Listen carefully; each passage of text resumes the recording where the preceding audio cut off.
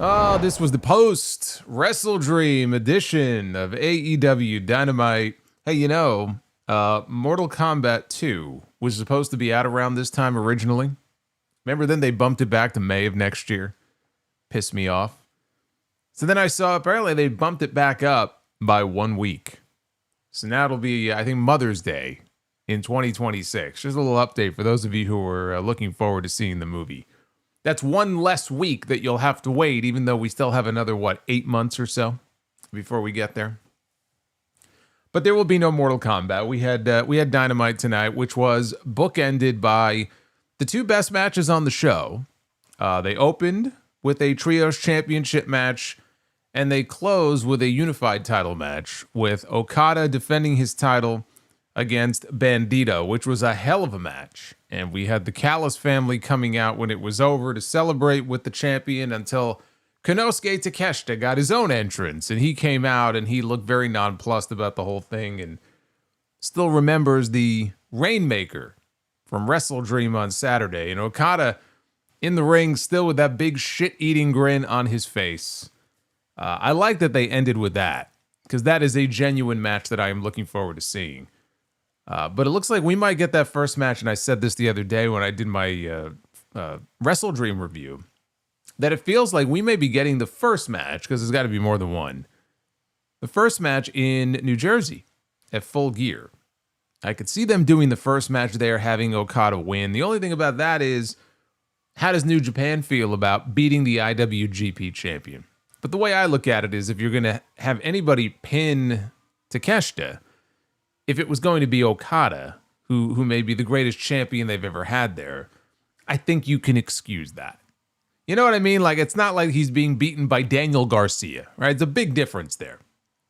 But I think that's where we get the first match, and there's a lot of different possibilities, though, because you have the Continental Classic, which is coming up at the end of the year, and then immediately after that, you have the Tokyo Dome on January 4th, and Takeshita will be defending his title on that show against who? We don't know. Could be Okada. I don't know if you really want to do that match there. But there's a few different options that they have as far as that goes. I'm ready to see the match. I don't care where it happens. Wherever it may be, I'm ready to see the match. What I am not ready for is more Darby and the Death Riders. This is what I was hoping we would not get more of coming out of Wrestle Dream, which put a nice little bow on the whole Darby and Moxley thing, right? That whole thing, I mean, it goes back a year. And they had to wait because Darby went away for a while. And he got a very decisive win, I would say, over Jon Moxley at Wrestle Dream. And we're just right back into it now. But it wasn't just Darby and the Death Riders. I mean, this was a recurring theme here on this show where Wrestle Dream didn't end anything. It really felt like a dream. Maybe like it never even happened. And we're just picking up with so many different things. It's not just Darby and the Death Riders. Hangman and Samoa Joe, we knew coming out of that pay-per-view that we were getting a rematch between those two. And I'm okay with that because they're just buying time until MJF comes back. What are you going to do? You're going to build up a random challenger, for Full Gear. MJF is going to be back, possibly even at the end of that show, and you're just going to move into something new anyway. You want to get one more match out of Samoa Joe? Cool, I understand that. But you got Hangman and Joe. You got Darby and the Death Riders. You got the Hurt Syndicate and the Demand. Nobody demanded more of this. They're continuing this. They're continuing the feud with those two factions, Mark Briscoe and Kyle Fletcher. That also is going to continue. And I mean, it's just, I wasn't expecting there to be that much of a continuation of so many of these different stories. Even Saturday on Collision, for crying out loud, we're getting another match between the Young Bucks and Jurassic Express. It's unbelievable. But with Darby and the Death Riders, it seems to me we are heading into not just Full Gear on the 22nd, but before that, 10 days before that, they're doing Blood and Guts in Greensboro. And I'm sure there's going to be a men's Blood and Guts, and we know there's going to be a women's Blood and Guts. That's already been confirmed. But I'm sure that we're going to get a men's, and the only question is it the Callis family that's in there? Is it the Death Riders that are in there? Take your pick with the Callis family. I mean, you could pick any number of people from that fucking family and put them in a War Game style match. But it feels to me now like the direction is likely going to involve the Death Riders on one side, Darby and his friends on the other. And that's fine if they use that as an opportunity to put the nail in the coffin of the Death Riders, who really don't have much more of a reason at this point to exist. And I'll get into why I feel that way. It's not like I expected them to just disintegrate here on this show, although that would have been nice. Jon Moxley comes out to try to explain himself. You know, he just tapped out. He submitted. He quit. He quit on Saturday against Darby Allin after having already lost his championship to Hangman Page. Talks a big talk, goes in there when it counts and gets beat.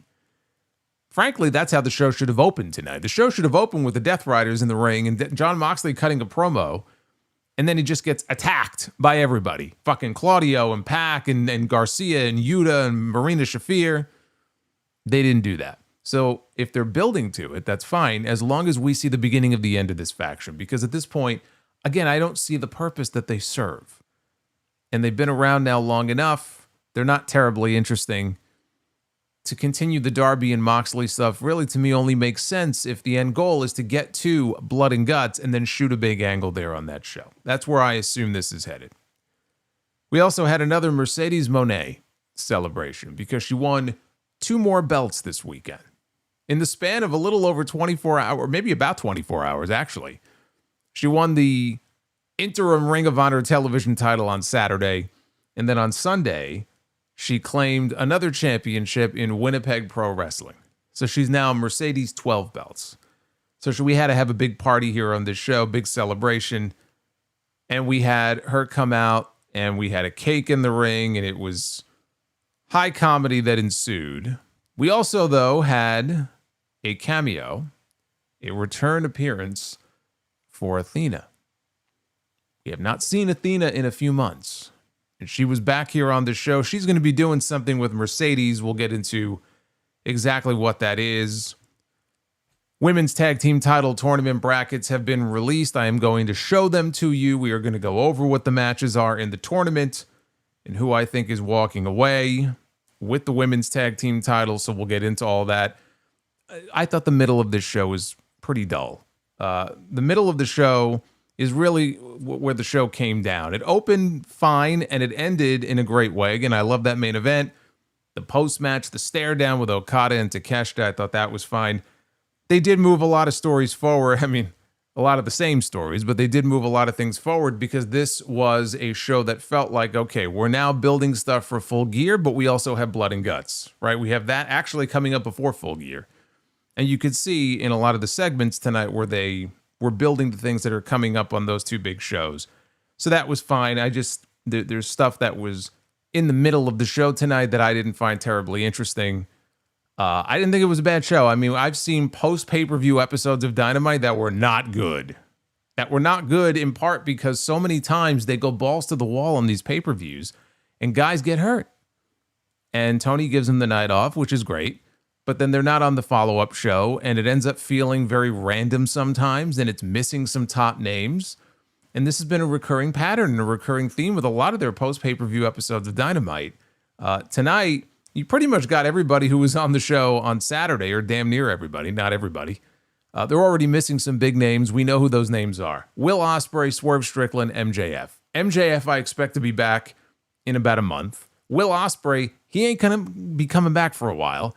And the latest update that I just saw on Swerve Strickland is that he's going to be having rehab, or he's in rehab for his injury, and it may be a few months yet before we see him back.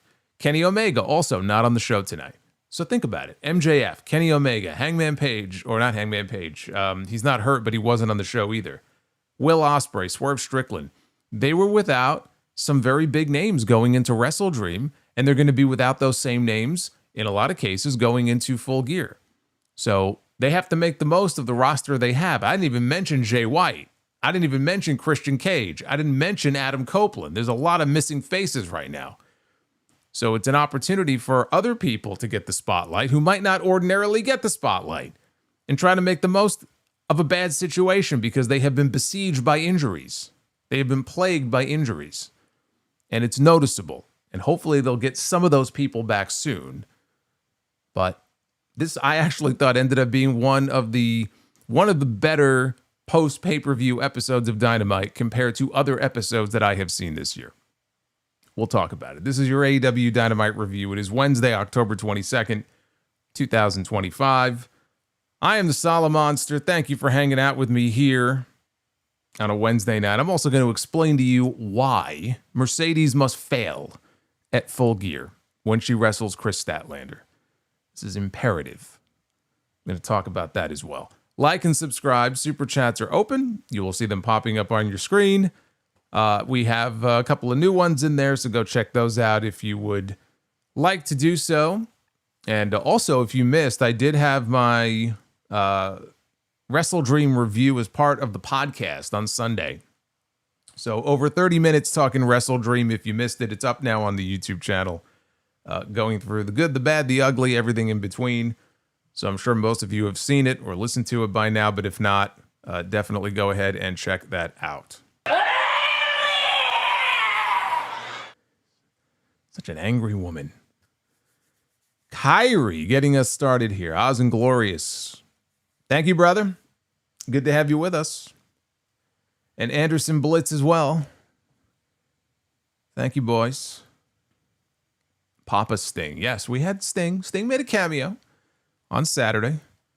Even at his age now, he looks badass. Ghoul. And He's a Ghoulbird. Ghoulbird. Ghoulbird. Haven't seen him in a while. That match at WrestleMania. Fucking Ghoulbird. That's actually the perfect super chat here. We're heading into Halloween next week. Next Friday, I'll tell you what, between now and next Friday, I better be seeing more Ghoulbergs and more of these Halloween super chats. There's a few of them in there because we are heading into what is my favorite holiday of the year. And actually, we're doing a SmackDown post show on Halloween, which I'm very excited about. See, I'm not going trick-or-treating this year because of you people. I have to be here to work. I have to hang out with all of you. Normally, I would be going and ringing doorbells and knocking on doors, asking for candy. I mean, fuck the kids, right? I mean, the candy's for me. But I'm staying in this year so I can review SmackDown. Hopefully, they'll give me a good show.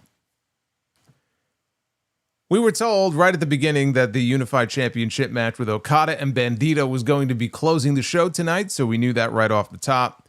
We got a video package highlighting the various events from Wrestle Dream this past weekend. And then we got a post-pay-per-view promo that was shot in the back in St. Louis on Saturday with the AEW World Champion Hangman Adam Page, who was not on the show tonight outside of this segment. And it was never explained why he was not on the show, but he wasn't there. But he was there after the match on Saturday, and he was very pissed off. And he was screaming. He was being checked on by the doctors, and he was screaming and asking Joe if he's lost his damn mind because he gave him a title shot. And this is what he did. He assaulted him after the match. That's when the Opps turned on him. He said when he finds Joe, he is going to ruin his damn life. And that was it. We didn't hear from Hangman. We didn't see Hangman for the remainder of the show. But they open with the Opps, Samoa Joe, Powerhouse Hobbs, and Katsuyori Shibata defending the AEW Trios titles against the Hurt Syndicate. Bobby Lashley, Shelton Benjamin, MVP. And because, I should point this out, because DC Comics is the title sponsor for Full Gear this year, that's the Warner Brothers Discovery tie-in there. So DC Comics is the title sponsor for Full Gear. And because of that, the ring skirt and the barricades had all DC comic characters, superheroes, villains. They were all on there. And wouldn't you know, I'm watching this opening match here, and oh my God, would you look at who it is. Joseph, I know Joseph is with us. I know Joseph Stewart is with us because there was a wall of super chats before I even went live that we got to go through later. And shout out to Joseph, but take a look at who is on the apron. It's Batman.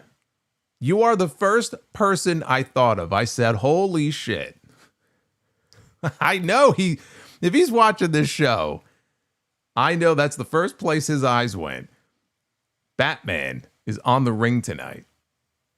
So, Joseph, I hope you enjoyed that because you're the first person I thought of when I saw that. Lashley and Hobbs, they tagged in early, and the crowd started immediately chanting meat.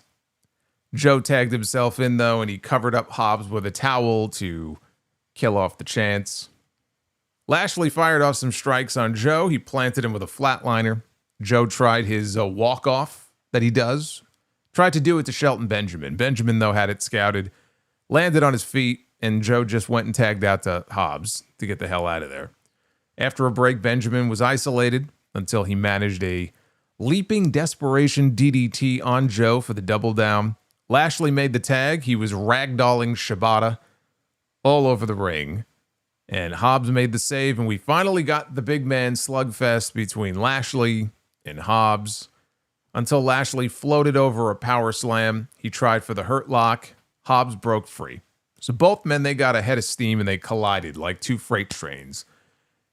And that allowed Shibata to fly in with a PK to Lashley for a near fall. MVP made his first tag into the match, and Joe goes right for the eyes. MVP, though, comes back with a jawbreaker. He does his ballin' elbow that he does. He's been ballin' for all these years.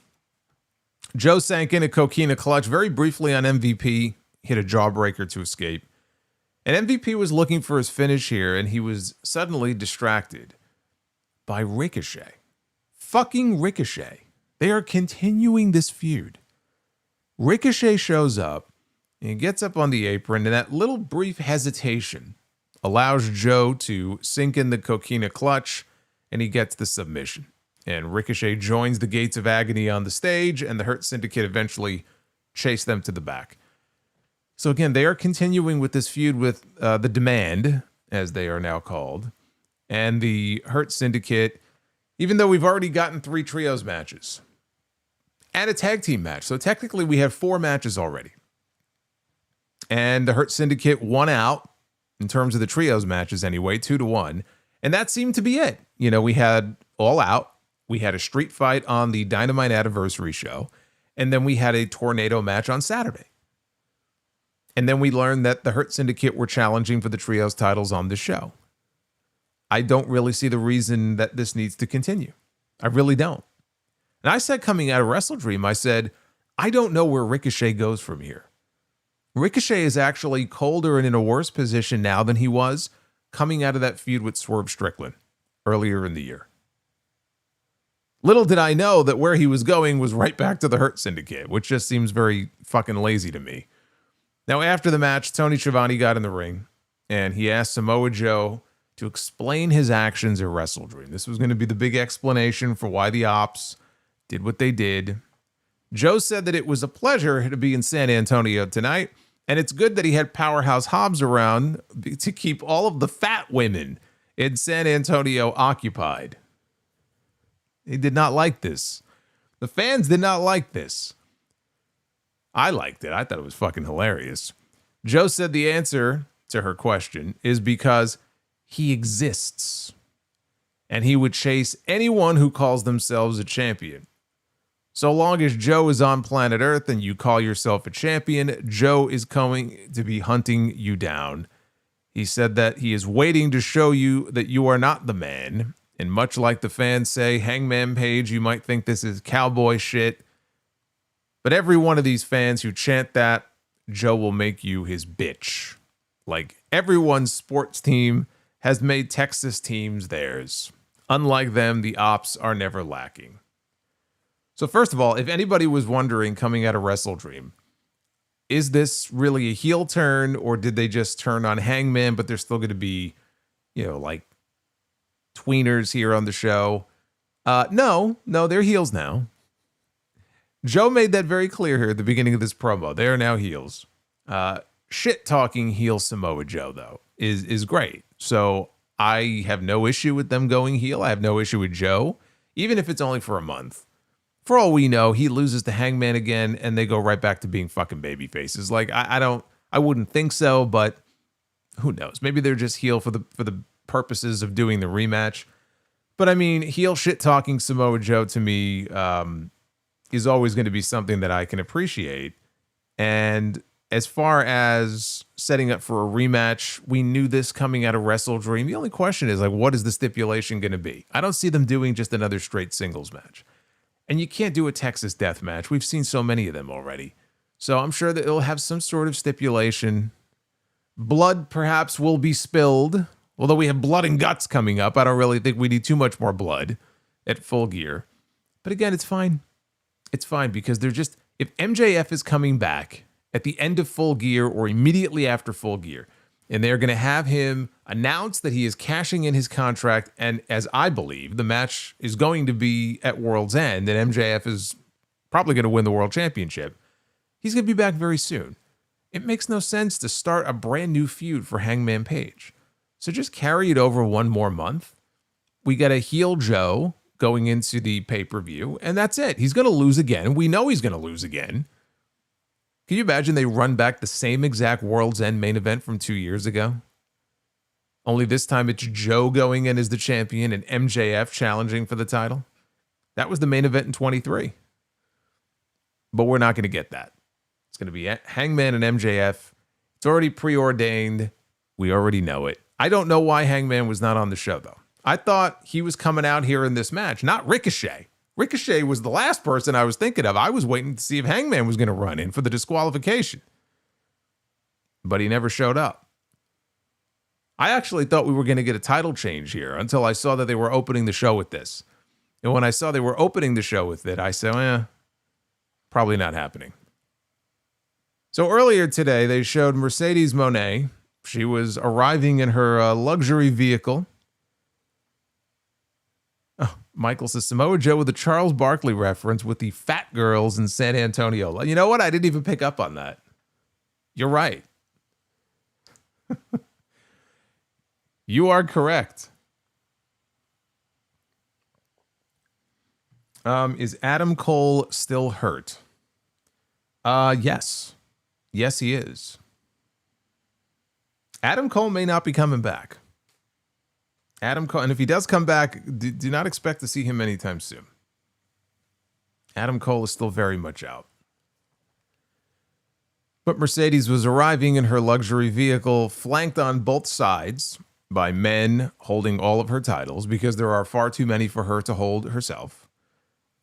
We go backstage after this to Renee Paquette, who is with the AEW Women's World Champion Chris Statlander, who said that if there were anyone she would want to strip with, beat the hell out of, and defend her title against, she's glad it was with Toni Storm. Statlander said that she's not the same woman that Mercedes beat at Full Gear last year. She's now beaten Toni Storm twice. Has Mercedes done that? Statlander is taking the title to new heights that it's never been before, and she officially accepts the challenge that Mercedes issued on Saturday to a match at Full Gear. So they are going to meet. And we already knew they were going to meet, but they're going to meet for the Women's World Championship. There was no mention of this being title for title. It's champion against champion, but why does the TBS title need to be on the line in this? And she wishes Monet a good celebration later on in the show. After this, Darby Allin made his entrance, and he was carrying the AEW flag that he brought with him to the top of Mount Everest. It's the same flag that he used to choke out Jon Moxley. So he laid it down flat in the middle of the ring. I am the learning tree. There he is. Thanks, guys. There he is, the only time you will likely ever see Chris Jericho on anything Dynamite related again is going to be right here on this stream. I think Tony Khan knows this.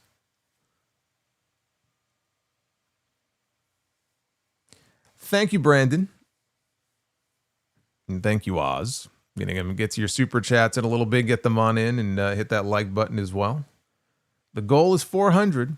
Whether or not we do be the booker, it's up to you guys. I got it all queued up. It's all ready. It's all ready. It's going to be up to you. So he lays the flag down flat in the middle of the ring. And he said before he climbed Mount Everest, many said that he was irresponsible. He could never be the face of the company. If he got killed, it would be bad PR. It would be. But he's willing to die for this place, he says. Yeah, I kind of got that sense from the matches that he's had over the years. I think he does have a death wish. I think we all knew this already. The marks on his body from Saturday tell a story. He was never going to say I quit. but he wears the scars from that match, knowing the Death Riders won't go away. As long as they're breathing, he said he will not be far behind. And they hit his music, and that was it. And he left. There were no ambush attacks. There was no interruptions. There was no big challenge to a match. Short and sweet and to the point. Honestly, this did not need to be in the ring. This is exactly the kind of promo you could have had him cut in the back. I don't even know why he came out other than they wanted to give him an entrance here on this show. He was coming out later anyway. The people wanted to see him. They got to see him again later in the show. So that was it. Not a whole lot to, beyond that to really say. But again, they're keeping up with Darby and the Death Riders, which I think is terrible. I mean, the Death Riders, like I said before, they serve no real purpose at this point. And here's the biggest point I can make about this, okay? These men have been following Jon Moxley around now for a year. They had a mission, whatever that was, that they couldn't even get on the same page as far as what that mission statement was. But they have followed him around to the ends of the earth. They follow him from the outside of the building to the inside of the building every single week because they believe in all the bullshit that comes out of his mouth. He went in there and he lost the world championship in July to Hangman Page. And then he goes in there on Saturday and he gives up. He submits. He quits to Darby Allin. There is no reason that these people should still have faith in this man and be following him, blindly following him around every single week. And if there is no angle going into Blood and Guts that's going to pay off there to either end the Death Riders or kind of the beginning of the end of the Death Riders, then that tells me that Tony has no plan. He has no exit strategy as far as the Death Riders go. I would like to think he does because Jon Moxley is, one of his biggest stars and obviously has a lot of say in what he does. And I would like to think that he has had some sort of exit strategy mapped out for how this is going to end because it can't go on forever. The Death Riders are not the bloodline. Okay, the Death Riders do not need to be here 2-3 years from now.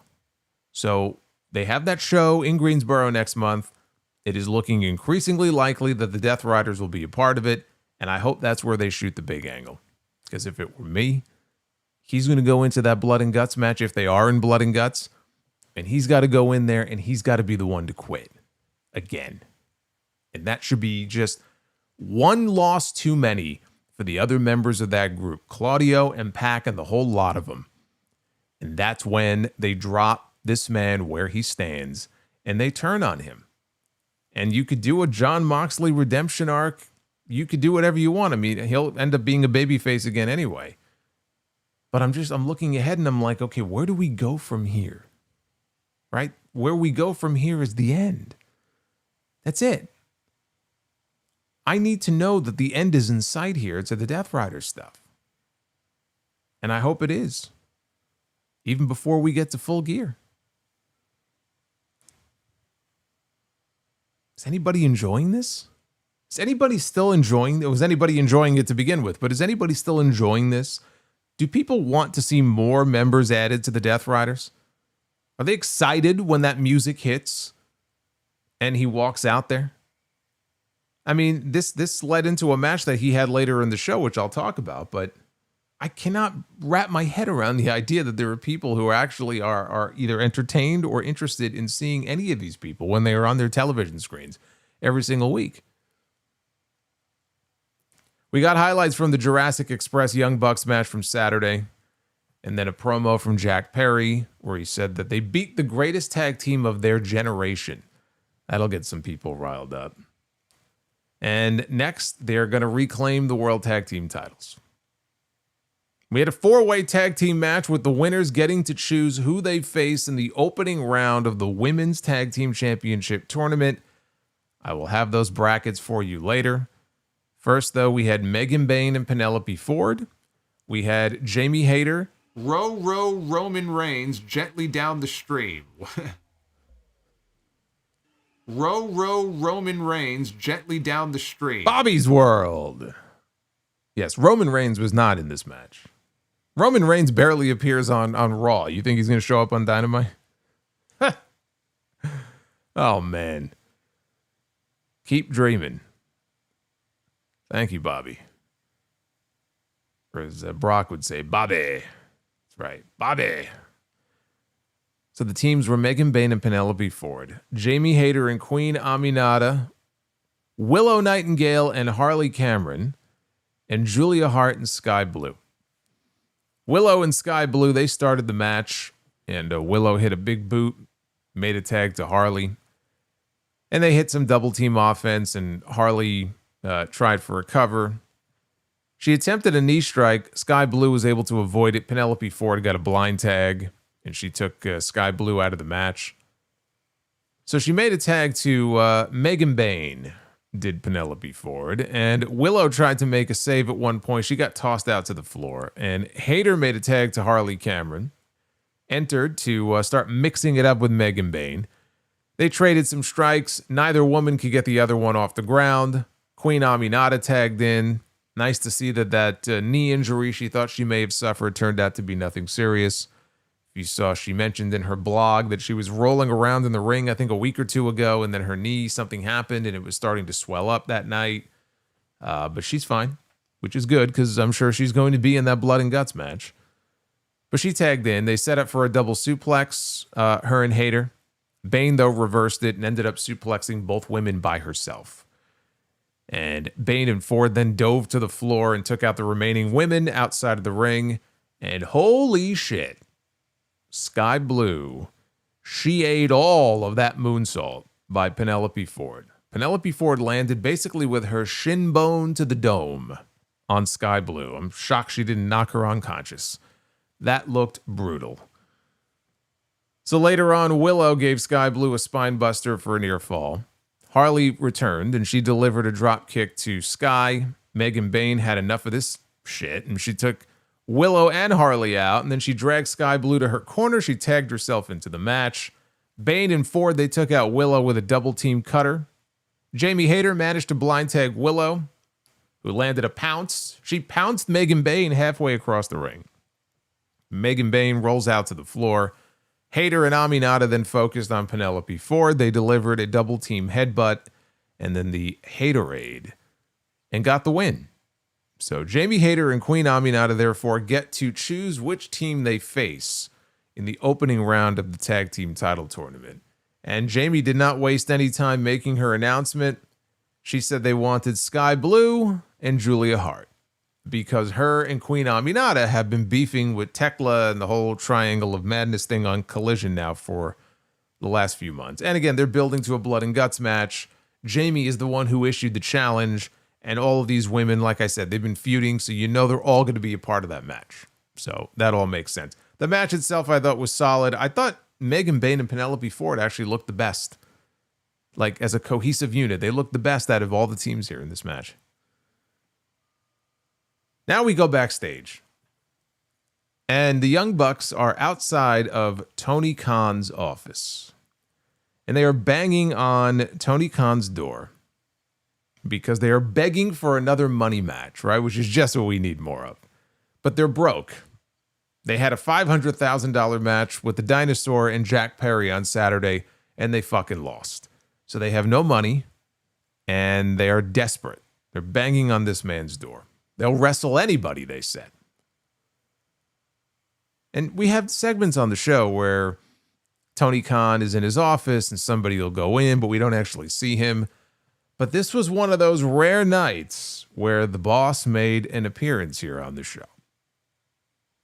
This is always very entertaining to me. So Tony Khan emerges from his office, and he cannot help himself but look directly into the camera, even though you're not supposed to be acknowledging the camera is even there, right? The Young Bucks are the ones banging on the door. But he walks out, and he's talking to them and kind of looking at them and addressing them, but he's also just looking straight ahead into the camera like he's talking to us, and it's just so awkward. It's like, look, some people are meant to be on TV, and some people are not meant to be on TV. And we'll just leave it at that. He told them, though, that he heard what they said, and he offered them another match against Jurassic Express and Jet Speed and FTR, who emerged from his office. They happened to be, I guess, in the middle of a meeting in Tony Khan's office. And he said this match is going to take place on Saturday on Collision. It'll be a $400,000 four-way tag team match. What is with these random money amounts? Like $500,000 right on Saturday, $500,000. I get that. Where does he get like $400,000, $600,000? Where is this coming from? There's got to be some corporate reason, like he's writing shit off or something. There's got to be some reason for these wacky amounts. So we got another money match now on Collision on Saturday, which I believe they were, I don't know if they're filming it tonight or tomorrow. It's in San Antonio, so maybe they did it tonight. I don't know. But man, Tony, all you could do is laugh. That's all you could do. That's all. It's so awkward. These segments are so awkward. After this was the 12 belts Mone celebration with Mercedes Mone, who retained her TBS title over Mina Shirakawa on Saturday. And in so doing, she won the interim Ring of Honor Television Championship, because we really need an interim Ring of Honor Television Championship. So now she has herself an interim title. Renee was in the ring, and there were balloons, and there was a cake on a table, and there were drinks, and she's running down before Mercedes even comes out. Renee is running down all of her accomplishments, the longest reigning TBS champion of all time. She is the brand new Winnipeg Pro Women's Champion after beating Jody Threat on Sunday to win her 12th concurrent championship. She's got 12 titles all at once. She's Ultimo Monet now. All this nonsense. So then Mercedes music hits. And we see in the ring that Puppet Monet has made her return. Harley Cameron's puppet, her mini Monet puppet, has appeared in the ring by the table with the cake on it. She's doing the CEO dance. And Mercedes herself, she finally comes out and she yells at her belt boys who are coming out with her, and they have all of her belts and ordering them to the back. She doesn't look like she's in a very good mood. She gets in the ring. She tells Renee, get the hell out of here. And then she starts talking to the puppet. And then she calls the fans dumb marks and says that the dumb marks here want to mock her after everything that she's accomplished, everything she's done for women's wrestling. And Minnie Monet is mimicking whatever Mercedes says. She's mimicking on the puppet mic. I don't know. It's so ridiculous even talking about this. But the puppet is mimicking whatever Mercedes says. And it's getting on Mercedes' nerves. So Monet said a few weeks ago, Harley Cameron, because she knows Harley is under there with her hand up the puppet's ass. She says, a few weeks ago, Harley wanted to be my tag team partner, and now you're out here mocking me like this. Tonight should be about her 12 belt celebration. She says she's tired of the disrespect. She takes the puppet's face and she smashes it down into the cake. And then she brings up Harley Cameron, who just wrestled a match a little bit earlier. She brings up Harley Cameron from under the table. She's about to rub her face into the cake. But instead, Chris Statlander was, I guess, also under the table. Or she very covertly snuck into the ring. And as she stands up, she's got Mercedes now on her shoulders. And she drops Mercedes down face first into the cake. So she's got, cake shit, frosting, orange shit all over her. Yes. I would imagine, when Taz goes to the bathroom, that's what it is. It's orange shit. So she got orange shit all over her face. Table didn't break, though, so Statlander ends up giving her a choke slam or a uranagi or whatever it was, and then she puts her through the table. And that is how they end the segment with Statlander and Harley Cameron and Puppet Monet, and they're all doing the CEO dance. As ridiculous as what I just said was, okay, talking about a puppet, and she's talking to the puppet here. I looked at this segment. This was harmless fun with the puppet shit and the cake stuff. I mean, how many times do we see cakes in wrestling, right? It's not the first time we've seen this. And it was, an instance of coming off this big weekend that she just had. Mercedes got one-upped by the world champion because they're promoting a world championship match now, going into Full Gear between Statlander and Mercedes. So for this week, Statlander got one over on her. So that was the point of the segment. I do think that these celebrations are too much. It feels like we get a celebration every other week. I mean, this woman would throw a celebration for having a solid bowel movement and then come out on Dynamite the following Wednesday and have a celebration. But I mentioned it in the title of this video and in the thumbnail. I said, why Mercedes must fail at Full Gear. And I talked a little bit about this in my Wrestle Dream review. We know the match now is official. It is for the World Championship only, at least at this point. And I know a lot of people are going to look at this and go, well, we all knew this was coming. We all can see where it's going. And you may be right. But I look at this and I say the only outcome here, the only outcome is for Mercedes to go in there and lose to Chris Statlander. Chris Statlander a year ago at Full Gear went in there and she lost to Mercedes. They had a rematch at World's End, I believe. And Mercedes beat her for a second time. And they had very good matches together. Although I think in that last match they had, I think it was Mercedes almost died. It was like some kind of pile driver spot on the apron. I forgot what they did, but I think they almost killed each other. But they had two really good matches, and Statlander lost both of them. So now she's the world champion. And Chris Statlander is coming off 2 wins over Toni Storm, one in a 4-way, and then straight up one-on-one. She just beat Toni Storm, right? The biggest women's star in the company. Sorry, Mercedes. That's a pretty big deal for Chris Statlander.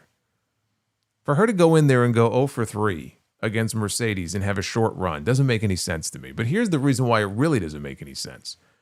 And you saw why tonight. She's coming out to have a celebration about having 12 belts. This woman has championships from companies all over the country, all over the world. She won a title in Canada last weekend. The week before that, she was in Denmark. She's been all over the place. Poland, right? She has all of these championships. At some point, in the not too distant future, she is going to have to drop each of those titles. I don't see her just blanketly vacating all of the title. Although, honestly, each of these promotions, who knows? You know, they may make the decision themselves. They're not going to, though, because they love the exposure. And you can understand why. Their belts are paraded around on television every single week. And it's easy to look at that and go, well, it doesn't mean anything. But to them, and you saw it even at the most recent shows that she was at, and ask any of those promoters, and to them it does mean something. Now, the key is to get her back in to drop the belt. That's the only thing. But for them, it has had a positive impact on their business. That's why they love doing it. You know, and then they get to see their belts paraded around by a bunch of random dudes on Dynamite every week. She has all of these championships. If she goes in there at Full Gear and she wins the AEW Women's World Championship, right? Do you honestly believe that Tony Khan is going to be cool with letting Mercedes, as his world champion, go from place to place, territory to territory, promotion to promotion, and lose all of these different titles one by one by one by one? Why would he allow that? If I was Tony Khan, I wouldn't allow that. I wouldn't want my world champion going around losing each belt one by one if he's got my world title. It makes far more sense for her to drop them first, and then next year you could put the world championship on her. There's a story there of Mercedes spiraling out of control and hitting rock bottom, but I think that the aspect that I like of the story I envision in my head, and who the hell knows what Tony has in his head, is that this is the one title that Mercedes cannot win. She tried to already in Texas and she lost. She wrestled Toni Storm and she lost. So now she's getting her second crack at it, right? She's getting her second bite at the apple. She has to fail. That's the story. The story is that for all of her bravado and bluster, and she comes out and she's in these luxury vehicles and she's having parties and celebrations, and I'm Ultimo Monet and I'm this and I'm that, and she's got a big smile on her face and all these belts draped in gold. The one belt that really matters is the one belt she cannot win. And it drives her absolutely fucking crazy. And so when she loses, then the descent can begin. And she should go from place to place and drop each and every one of these championships because she loses all of her confidence. It drives her up the wall. And after she's lost all of these belts and she's hit rock bottom and she has nowhere else to go, then you can build her back up. And eventually she'll win the world championship. But again, think about it. For her to win the world title now doesn't make sense. She must fail at Full Gear for this story to work. And I think she will. And if she doesn't, you can come on here the week after and laugh at me. Because I originally didn't think that she was going to be the TBS champion long enough to break the record. And then here she is. She broke Jade Cargill's record. But to me, that's the only way the story works. So all hope is not lost. If they do this the right way, Chris Statlander will win at Full Gear. And that is the right call to make. Now, after the pay-per-view, Jon Moxley, as Hangman did earlier, he delivered a promo, post-show promo. Only in this case, he delivered a promo from the bathroom. He was over the sink, looking in the mirror, cutting the He wasn't on the shitter, although that is where the Death Riders belong. But no, he was not cutting this promo on the commode. He said that he failed to deliver what he promised at Wrestle Dream. Tonight, being Saturday, it was Darby Allin's strength that was the deciding factor. His commitment to self-destruction, which someday will be Darby's downfall. Tomorrow, the sun rises again, and they continue their commitment to being the best, as their only competition is themselves. No one in professional wrestling can hold a candle to the standard that they've set. The standard that they've set. Sorry, I had to contain myself here. He said that sometimes you make a promise and believe what would happen, but it doesn't. So Darby made Moxley a liar. Now Moxley knows who he is when he looks in the mirror. It took him this long, huh? Temjin says it's like he shot this after he brushed his teeth. I don't know. Maybe he did take a shit and then he went to go wash his hands. He's like, fuck it. Let's film it. Let's do it. I feel better now. Maybe he ran from the ring. He had to go. Look, when you got to go, you got to go. But honestly, that's where the Death Riders angle belongs at this point. Here. That's where the Death Riders need to go. But this led into Jon Moxley against Kyle O'Reilly. O'Reilly, who entered with the rest of the conglomeration to their new sitcom style. If you didn't see this in the pre-show, they have a sitcom style entrance video and music. And it's very sitcom-ish, but honestly, it's very clear what they did and what Mikey Ruckus did here. I mean, this is an ode to or an homage to Beverly Hills 90210. So if you ever saw that show, I wasn't like an avid watcher of it, but I knew the theme song and the opening video and the jingle that went with it, right? It was Beverly Hills 90210, and then you had Melrose Place. If you were a little bit younger than me, then for you, it was probably, what was that show? The OC on Fox, right? That might have been your thing. But back then, Beverly Hills 90210 and Melrose Place, they were a big deal. Not to me, they weren't, but to, a lot of other people. So this is an homage to that. Honestly, though, it feels like this show is a sitcom on most weeks. So Moxley entered from outside the building with Marina Shafir, as he usually does. He seems to be getting farther and farther away from the building each week. I'm fully expecting one of these weeks, the camera's going to cut outside and he's going to be walking from a Chick-fil-A parking lot 4 blocks away. It's going to take him 15 minutes just to get to the building. So they walk in. Danielson on commentary, who was not on commentary at Wrestle Dream, but Bryan Danielson was on commentary tonight. He said Moxley just got cleared right before showtime, which is why this match was so late in being announced. And he said that even with his own history with Moxley, who tried to kill him last year, he said he's impressed that Moxley admitted and accepted defeat at Wrestle Dream. So basically the story here in this match was that Moxley, he would panic every time Bill O'Reilly would try to put some sort of submission hold on him, or he would catch him in something and try to sink it in, and he would panic and he would struggle because that's how he lost at Wrestle Dream. You know, he was trapped in the Scorpion Deathlock and he gave up. So he didn't want the same thing to happen here. Moxley escaped an ankle lock. O'Reilly countered into a cross arm breaker where Moxley was teasing a tap out. So getting back to his feet, Moxley spiked O'Reilly with a stalling pile driver for a 2 count. He quickly switched to a bulldog choke. Kyle, though, got a rope break. And a very frustrated Moxley now begins pie-facing O'Reilly, who sidestepped a curb stomp. He chop blocked the leg into a rolling elbow. Bill O'Reilly. Oh, did I say Bill O'Reilly? That's his father. I don't know. Maybe that's his father. Kyle O'Reilly. That's who we had in this match. It was simple suffocation against Danielson. Yeah, look, I guess when somebody tries to suffocate you to death, it's easy to forgive.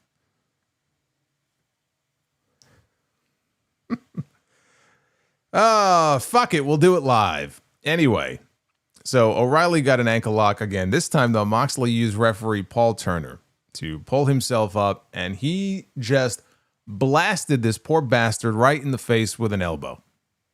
Fucking Paul Turner is taking shots here.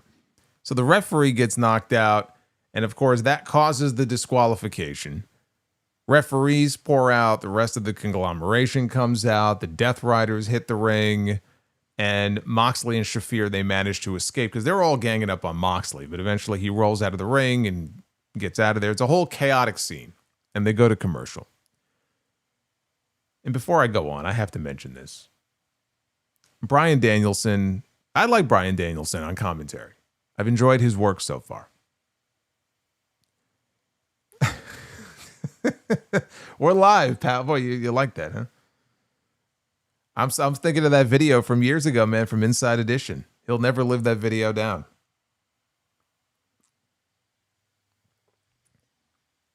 Add him to be the book. Why would I add him to be the booker? I don't want to see his face. Bryan Danielson here on commentary.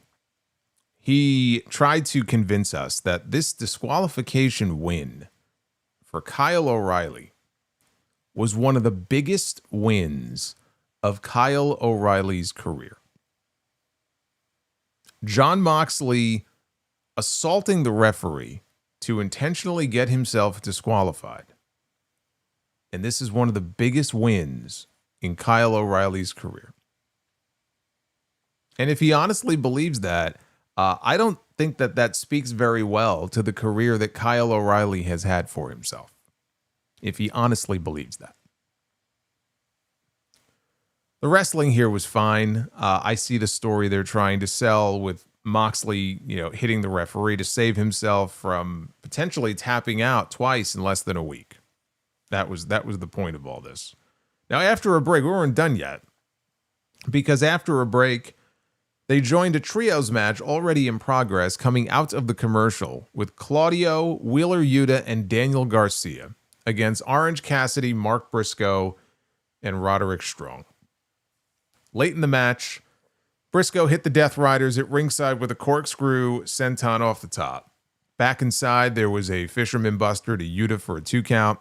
A Jay Driller got cut off by Garcia, who hooked in a guillotine. Roddy, though, flew in with a sick kick. Claudio slammed Roddy. Cassidy flew off the top for a DDT, but he got caught by a Claudio uppercut. And anyway, this all ended with Mark Briscoe dropping Yuta on his head with a Jay Driller for the win. It's the only reason Wheeler Yuta and or Daniel Garcia would be in a match like this is to get hit with someone's finish and eat the pin. So after the match, Pac comes out and Pac attacks Briscoe, but here comes Tomohiro Ishii, and Ishii comes out and he makes the save and they're slugging it out, him and Pac. Jon Moxley was back at ringside trying to distract.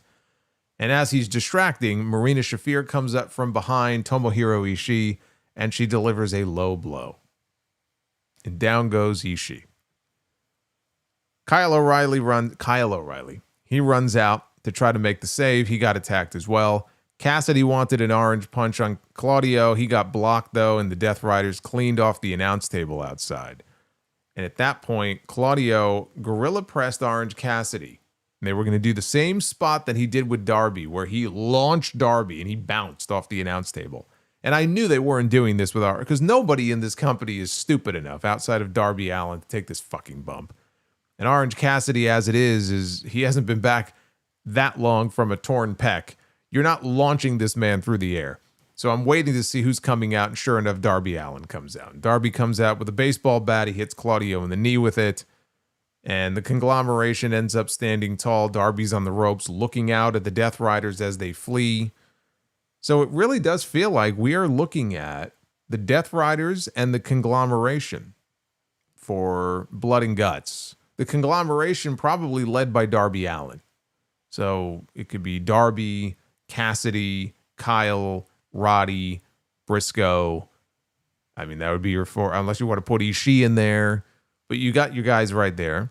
And then the Death Riders on the other side. And then I think you got to shoot that angle. That's the place to do it, man. You've got to have... Jon Moxley needs to lose that match for the Death Riders. And that needs to be one loss too many. And that's where the Death Riders turn on him. And I don't know if they would try to just anoint somebody else as the new leader or just dissolve the whole fucking group. But at what point does it just become embarrassing where this guy is leading the charge? He's constantly going in there and he's losing. And he's giving up. Right? That's what he did against Hangman. And he was being choked with a chain over the top rope and suffocating, but still, he gave up. And then he gave up again against Darby. This is the theme now. That's what needs to happen in Blood and Guts. And then this story needs to be over. Because Darby and Moxley, this shouldn't even be feuding anymore after Wrestle Dream. That should have been the end of it then.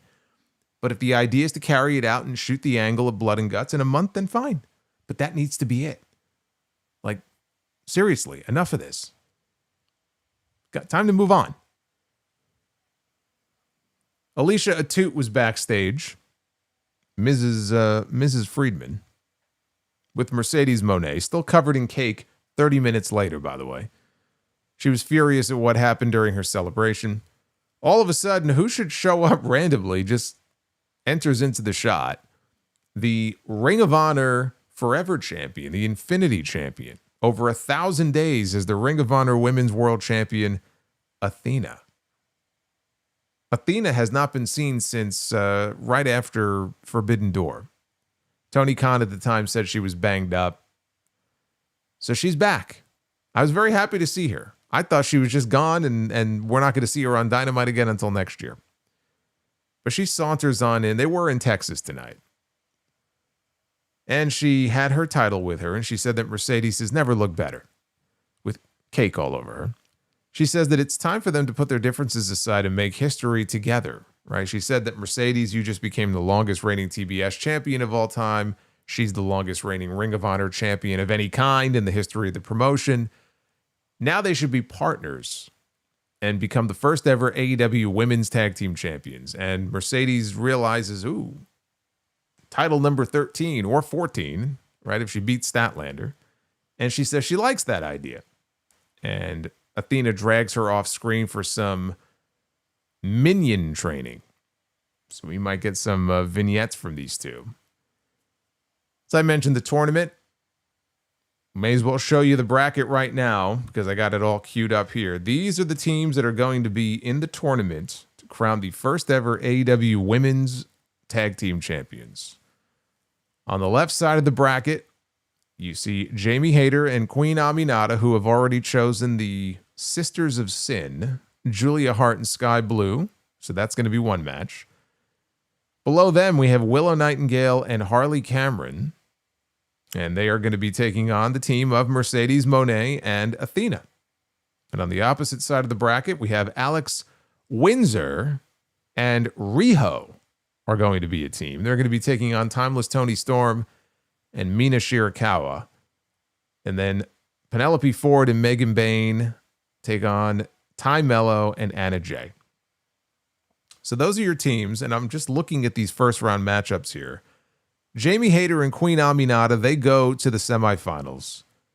And of course, I mean, Mercedes and Athena, they go to the semifinals. And we end up with Mercedes and Athena against Hayter and Aminata, which actually sounds like a hell of a match. And then on the other side of the bracket, we've got Tony and Mina moving on. I mean, that should be a given. And then of those two teams, it's got to be Megan Bayne and Penelope Ford. I said they looked the best out of all the teams that were in that four-way match tonight.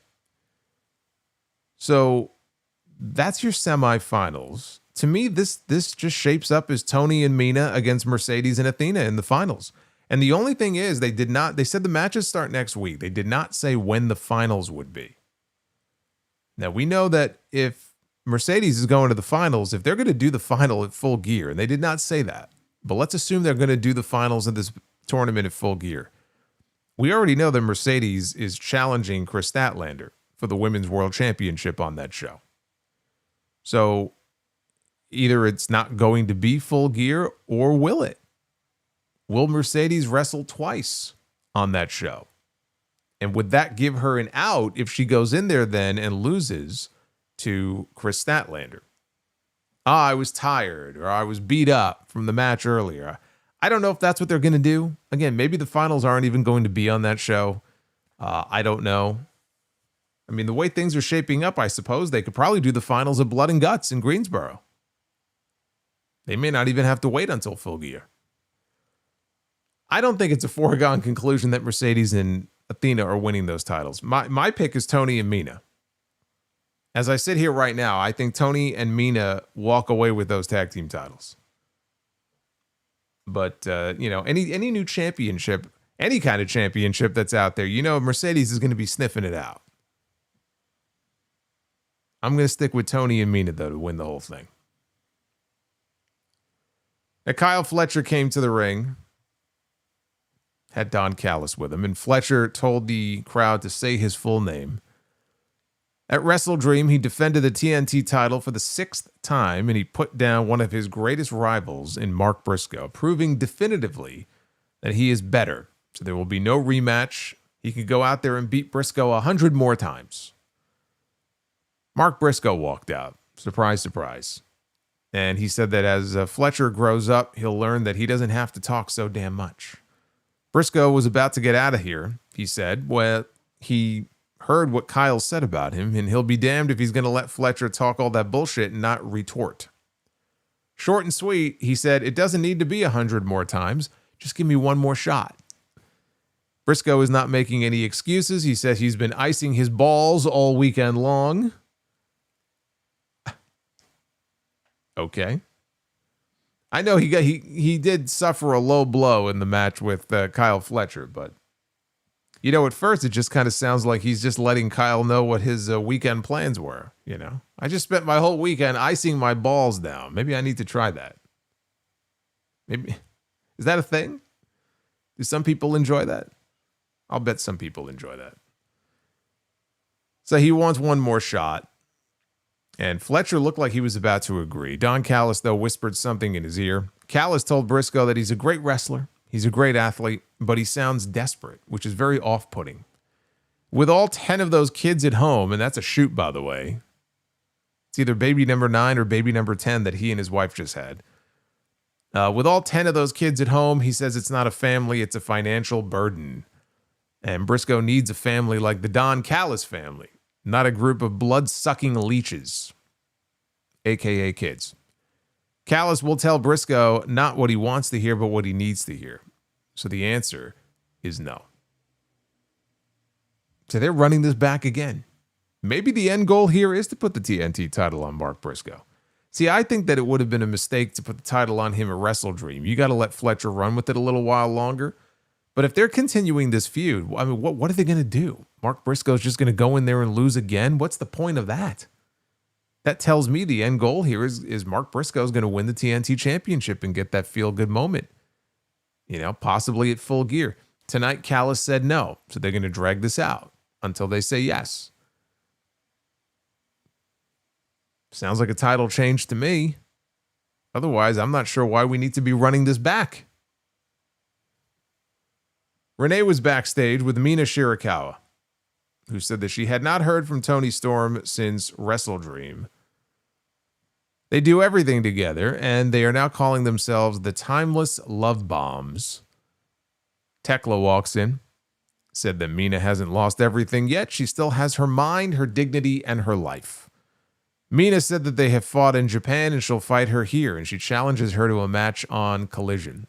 And Tekla accepts and says that if you think Tony is sad now, she's going to cry after what she does to Mina. And then we had our main event.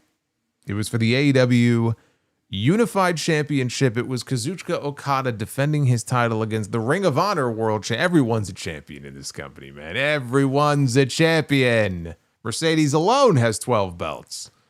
And now we have new tag team titles that are being debuted. Think about this. Up and down the show, realistically, right? We open with the trios titles. Actually, no, I'll take it back even further. They opened the show with a promo from the AEW World Heavyweight Champion from Saturday. And then in the opening match, we had the trios titles on the line, right? We had Mercedes doing her celebration with her 12 belts. And Chris Statlander was out there with her AEW Women's World Championship, which she will be defending against the woman who already has 12 belts. And who also just won the interim Ring of Honor television title on Saturday. So keep that in mind. We had Athena make her return tonight. She has the Ring of Honor Women's Championship. We had the brackets revealed for the brand new AEW Women's Tag Team Championships. We had Kyle Fletcher in the ring. He is the TNT champion. And here in this main event, we had Okada defending his unified title against Bandido, the Ring of Honor World Champion. And then before the show ended, we had an appearance by the IWGP World Heavyweight Champion. And you're going to tell me we don't have too many champions on these shows? Give me a fucking break. Is there anybody who doesn't have a belt other than Mark Briscoe? Who doesn't have a belt on this show? That's unbelievable. I don't even think I really accounted for all the belts. What belt did I not mention? I'm sure I must have missed a belt somewhere along the way. It's ridiculous. But this was a match I was looking forward to a lot. I was surprised when they announced that on Saturday they weren't saving this for Full Gear, but that told me that they have a bigger match in mind for Okada on that show. Now, Don Callis joined on commentary for this. Okada tried an early Rainmaker. Bandido, though, was ready for it. He pointed the finger gun, which caused Okada to take a step back and regroup. Bandido is still selling the injured arm, by the way. He supposedly. I'm still not convinced it was legit. Maybe it was. But when he wrestled Hechicero at Arena Mexico a few weeks ago, his shoulder popped out and popped back in. So he's got the tape on it and everything. But ever since then, he has been selling this shoulder. It played a huge role in that tag team match on Saturday. Played a role here in this match too. But he's been doing a masterful job, I think, of selling it, but incorporating it into the match. And people are popping for like the one-armed offense. And I thought the stuff he did with Brody King, where Brody at the end of that tag match on Saturday, rooting him on, you can do it, you can do it. And then he hits like a one-armed 21-plex. Like it was such a great spot. But Okada here was focusing on the bad shoulder. He missed the Rainmaker. He gave Bandido a chance to hit a huge tornado off the top and a running missile dive out to the floor. He threw his whole shoulder into that dive. Bandido followed that up with a somersault dive. And crowd again, as they always are, super into Bandido's offense. Back inside, he went up top for a frog splash, only got 2. Okada was able to regain control with the tombstone shoulder breaker. And Bandido quickly rolled outside to the doctor. Okada, though, put a stop to that. Both men traded tombstone attempts until Bandido tried a one-armed X-knee. Okada spun out, only to walk right into a spinning back fist. So the X-knee connects on the second attempt, and Bandido hits the 21-plex, but he couldn't hold on. And by the time he finally got the cover, Okada kicked out. So there was a Rainmaker that got countered into a small package by Bandido for a close 2 count. Both men quickly back up to their feet. Bandido tried a corner charge, and he ran right into a huge double boot from Okada. He booted this man into the middle of next week. Yes, I'm Big G. You're right. I forgot to mention. Not only is Bandido the Ring of Honor champion, he is also one half of the AEW Tag Team Champions. See, I knew I forgot. I forgot one. I knew I forgot one. I'm telling you, man. When everybody has a belt, all belts basically cease to mean anything. So after he got booted out of midair here, Bandido again ducked the Rainmaker. He delivered one of his own, and the crowd went nuts for that. Bandido hit the X-knee once more, tried the 21-plex. Okada, though, was out too far. So Bandido kind of flipped onto his feet, right in position for Okada to finally hit the Rainmaker. One Rainmaker is all it takes. Cody, Hangman, one finisher, and that's it. Okada retains. We were almost 10 minutes at this point past the top of the hour. We had at least half, I can't even say the whole family, at least half of the Callis family. They made their way out to celebrate and congratulate Okada on his win until Konosuke Takeshita's music hits. And the IWGP champion, he walks out all by himself, and he does not look happy. He looks very nonplussed by this entire celebration. His eyes are wide. I don't know if he's been up all night or fucking on drugs or what's going on here, but he is just staring a hole through Okada. And Okada's in the ring watching this. And again, that big fucking grin on his face like he's amused by all of this. And so outside the ring, you've got Kyle Fletcher and Don Callis, and they're trying to calm Takeshita down.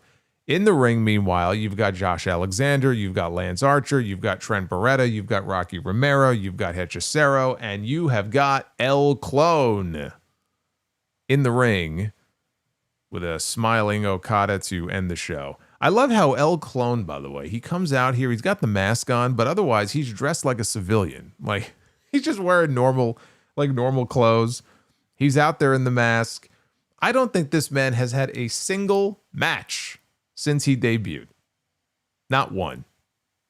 That hologram injury completely fucked up his run.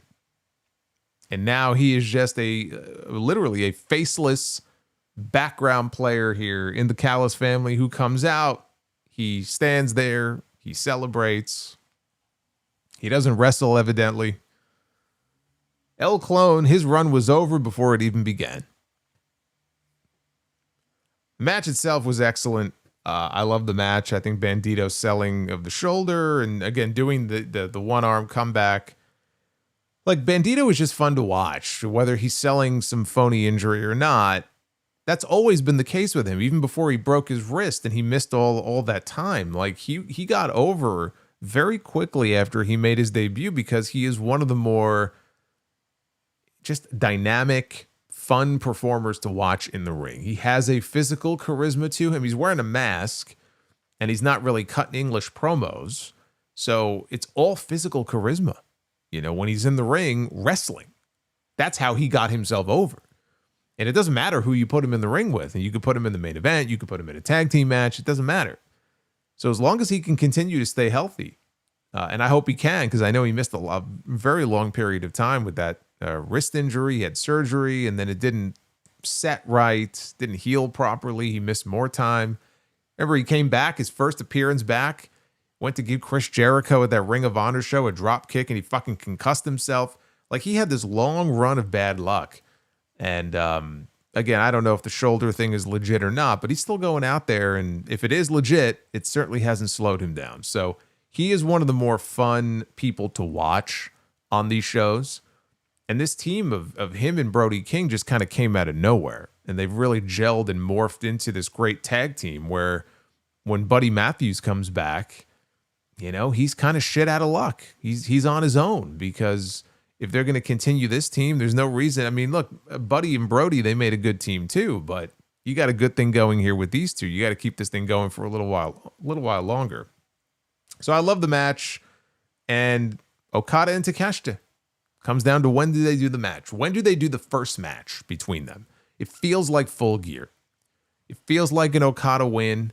You put Okada in the Continental Classic, of course. You put Takeshita in the Continental Classic. and you build to a Continental Classic final between the two. And the only wild card here is the fact that now Takeshita is the IWGP champion, and he may have other obligations with New Japan. They have their big annual show coming up at the Tokyo Dome on January 4th, which is going to be one of the biggest shows they've done in many years because it's the retirement show for Hiroshi Tanahashi. And it's the debut of Aaron Wolf, the Olympian. That's a very big deal, apparently, over in Japan. He's a big celebrity there, big athlete, Olympian. He's making his in-ring wrestling debut. He's wrestling Evil on that show. But those are the two big hooks, the big attractions for that show. And who does he wrestle? Who does Takeshita defend the title against on that show? I've been saying that it would be best for New Japan if they put someone in there with him, one of their young guys they're trying to elevate to that top level, and elevate them. Don't just talk about doing it, but actually do it in a big way. Could we see Takeshita and Okada on that show? Look, there's definite appeal, I think, in an Okada New Japan return. He's not gone back yet. So this would be his first time back.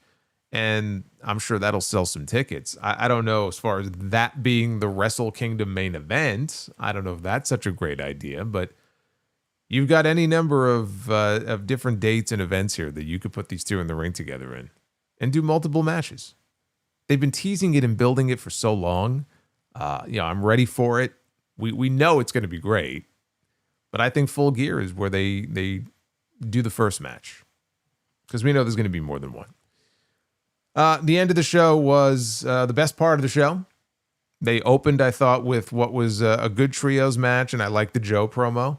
The stuff in the middle was hit or miss. There was some dull stuff. There was mostly angles and matches and things they did that are clearly building to Blood and Guts and building to Full Gear. So it didn't feel to me like the things we saw tonight weren't building to anything. It was just sort of random. Like we had that match a few weeks ago. I think it was, maybe it was last week. Was it last week? It might have been last week. We were going into the pay-per-view and they had that match with Claudio and I think Roddy. Neither of whom were even on the fucking show. It felt so out of place. Like, okay, sure, those guys can go out there and they can have a great wrestling match in their sleep. But like, why was it necessary to put that on that episode of Dynamite when you're promoting a pay-per-view that neither one of these guys are even on? We didn't have anything like that tonight. Everything at least was building to something. It doesn't mean it was great. But I thought that this was one of the more focused post pay-per-view episodes of Dynamite that they've done. Not the best, but at least it had a focus that, I don't know, sometimes these post pay-per-view shows are just severely lacking. So we'll see where they go with the Okada and the Takeshita stuff, but I'm ready for it. Bring it on. Here's the poll. What did you think of Dynamite after Wrestle Dream? 38.4% thumbs up for tonight's show. 61.6%. I am the learning tree. Thumbs down for the learning tree. Thanks, guys. I love how I was about to say thumbs down, and then the learning tree popped up on my screen. The learning pumpkin tree. Great timing on that one.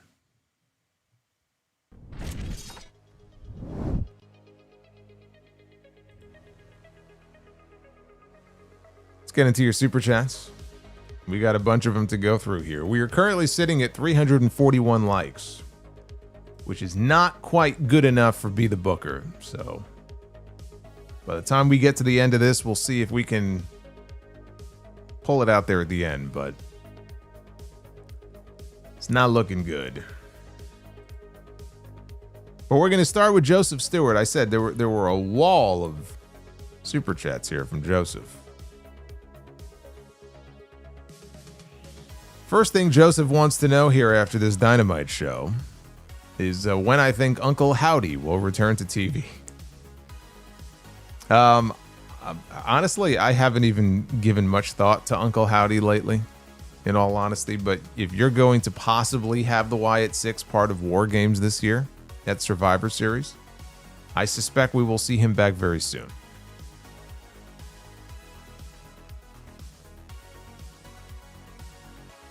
Joseph Stewart says, were you a fan of the Hook movie with Dustin Hoffman as Captain Hook and Robin Williams as Peter Pan.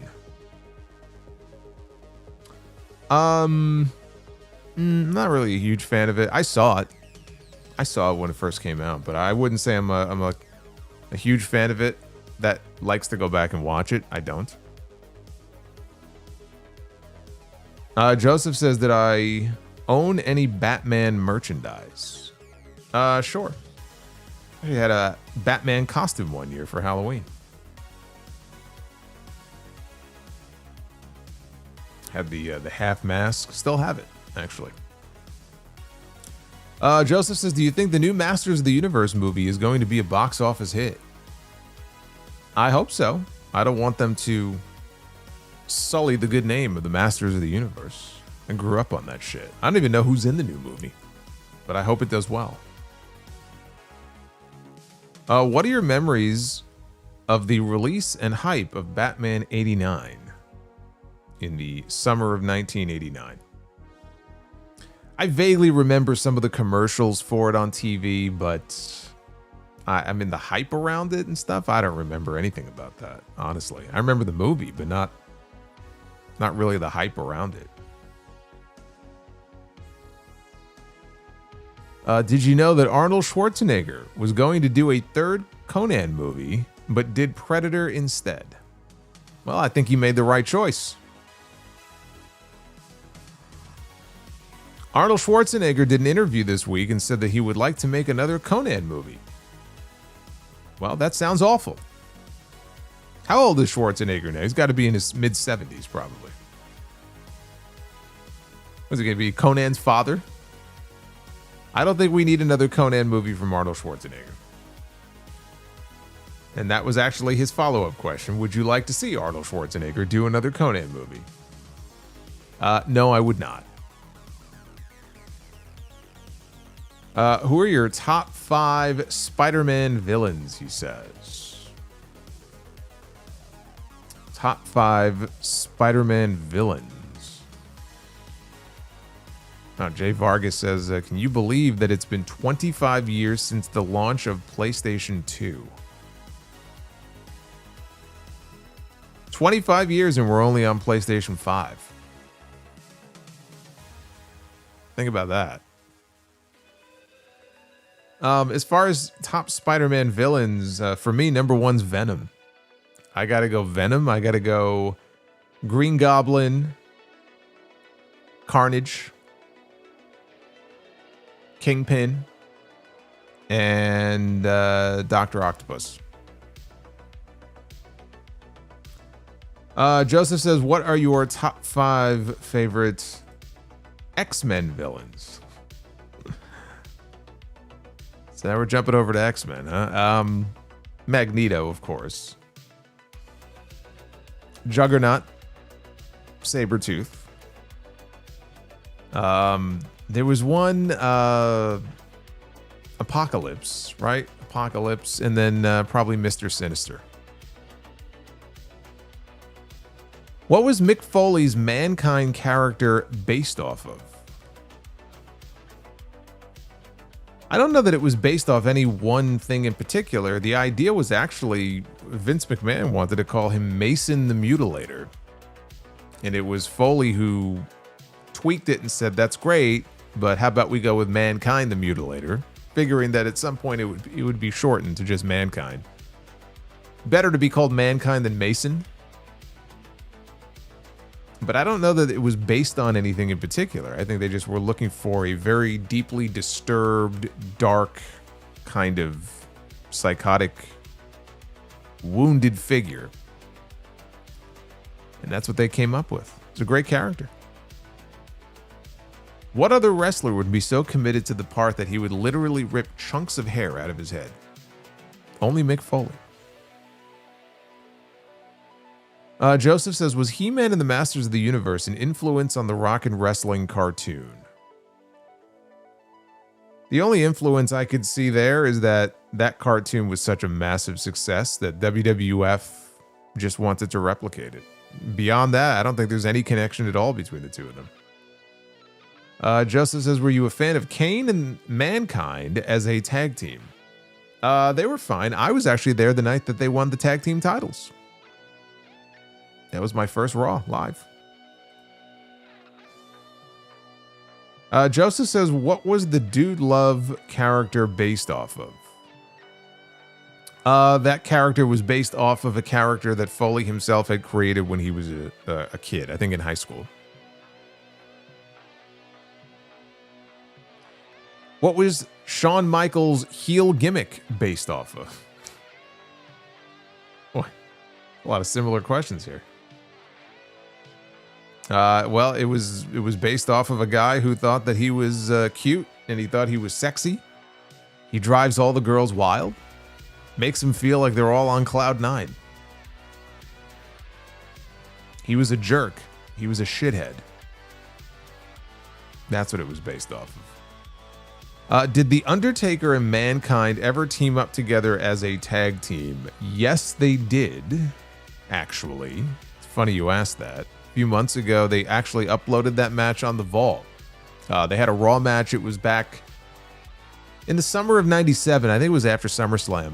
And it was against Shawn Michaels and Triple H. This was before DX became a thing. This was like right before. So that might be the only instance I could think of it. But yeah, they just uploaded that match a few months ago to the Vault channel. Did you know that actor William Hootkins, who played L.T. Eckerd in Batman '89, played Jack Porkins in the first Star Wars movie? I did not know that because I have never actually seen the first Star Wars movie from beginning to end. I've seen bits and pieces of it. I never actually watched Star Wars. I am not a Star Wars person. I am not a Star Trek person. So I do not know about that. Joseph with an I-99. Did you know that Garrick Hagan, the actor who played the dad at the beginning of Batman '89 asking for a taxi for his family, was also in the first Star Wars movie as Biggs? Well, again, I did not know that because I wouldn't even know who Biggs is. The only Biggs I know is Mr. Biggs and Jason Biggs, and that's about it.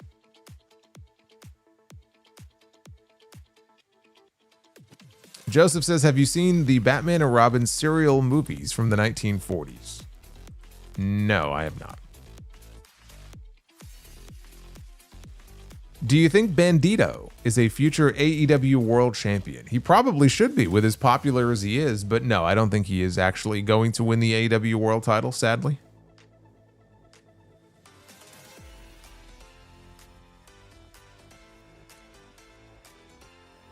Were you a fan of the Crow soundtrack from 1994?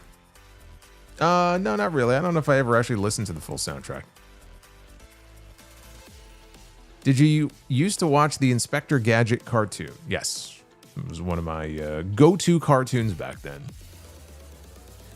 Thoughts on Dominic Mysterio's Intercontinental? He is trying so hard to ask questions about anything but Dynamite. I love it. I love it. Thoughts on Dominic Mysterio's Intercontinental title run? I mean, to me, it's kind of boring, honestly.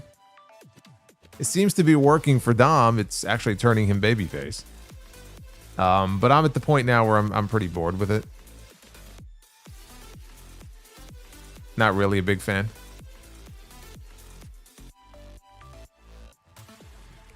Joseph says, were you a fan of Guns N' Roses? Yeah. Yeah, I like Guns N' Roses. Welcome to the Jungle. Actually, Rocket Queen is probably their best song.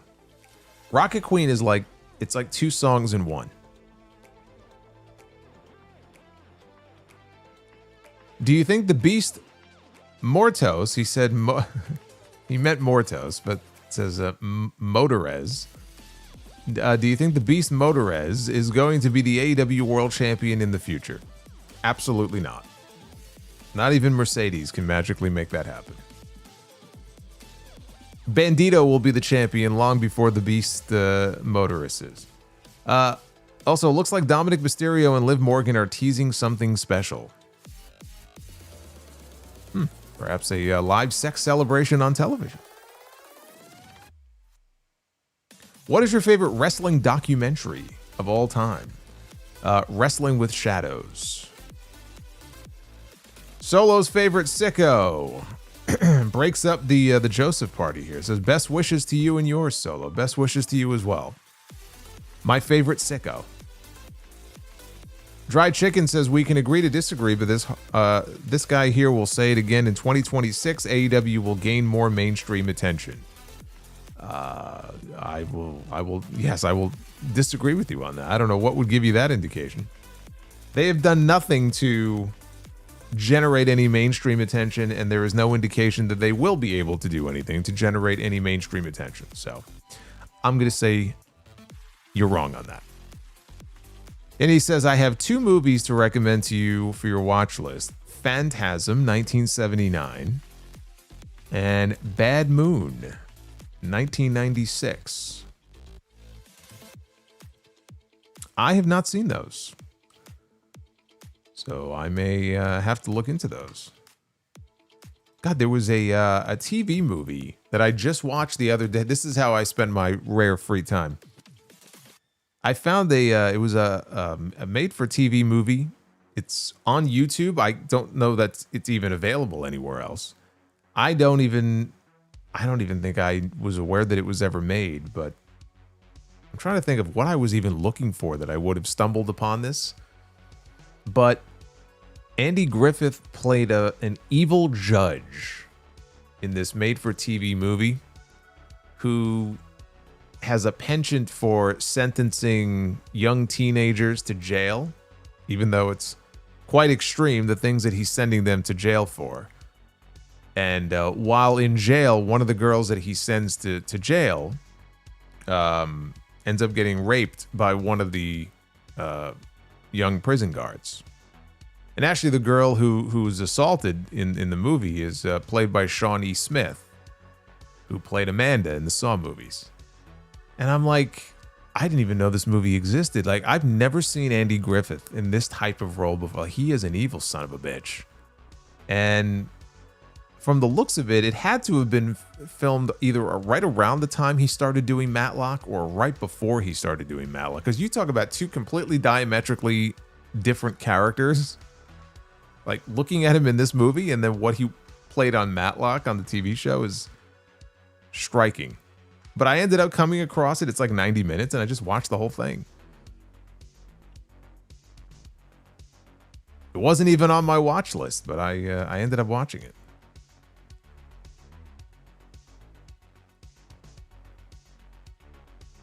Yeah, Andy Griffith did a film called Face in the Crowd back in 1957 that he also does not play a very likable character, but that's a great one too.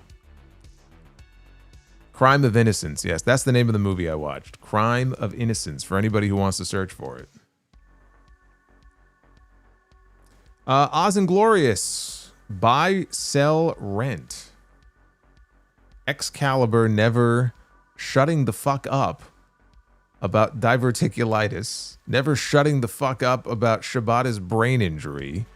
Or one-dimensional Darby Allin never shutting the fuck up about climbing... about climbing Mount Everest. Now, look, to be fair, if I climbed Mount Everest, I probably wouldn't shut up about it either. Not a lot of people can say that they climbed Mount Everest. So I'll cut him a little bit of slack. But you're asking me to buy, sell, or rent. I don't want to hear about any of this shit ever again. This is like buy, sell, rent for all the things that I want to just kind of tape up in a box and dump in a fire.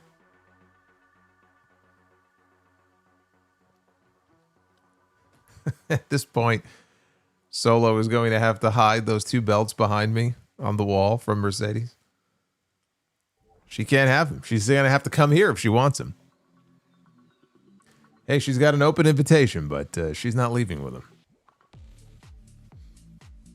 But I mean, if I had to buy, sell, and rent on this stuff, I would... the thing I will tolerate is Darby talking about Everest.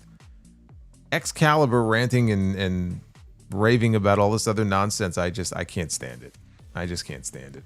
It's more the way he does certain calls. It's not even him talking about this stuff. It's just more, he's got such a weird way of enunciating. Like, he'll be calling a move, and he's calling it normally, but then he'll, like, I don't know. It's like he just lapses into this weird over-the-top delivery of some of these things in, like, the second half of the word, and it's just the most annoying fucking thing I've ever heard.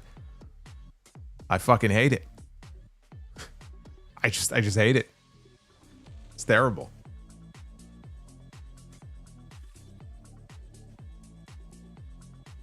Oh, we got Brandon Proctor. No, actually, we got Andrew. I'll get to you, Brandon. I'm skipping ahead here. We got Anderson Blitz with us.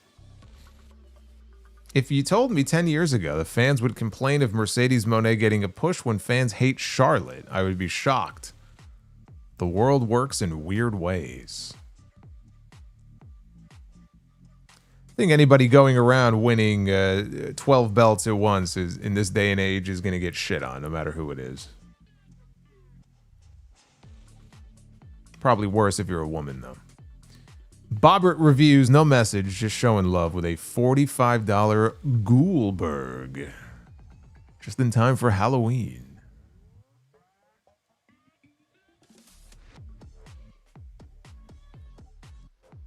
Goulberg. Happy Halloween, everybody. Love it. Oz and Glorious with a 5. Solid episode, but the lack of Polynesians and or second generation overhyped bigot Steiners on the show means less than 50% thumbs up on Twitter. Hit like. Yeah, where are we on the likes? We were at 340 before. We're at 373, so we're not quite at 400 yet. Getting close. Brandon Proctor asking, ye shall receive. Also, are you dressing up for the Halloween stream? Probably not. Although, you know what, from my boy Joseph, I might have to bust out the Batman half mask. I might have to do that for Joseph. We'll see.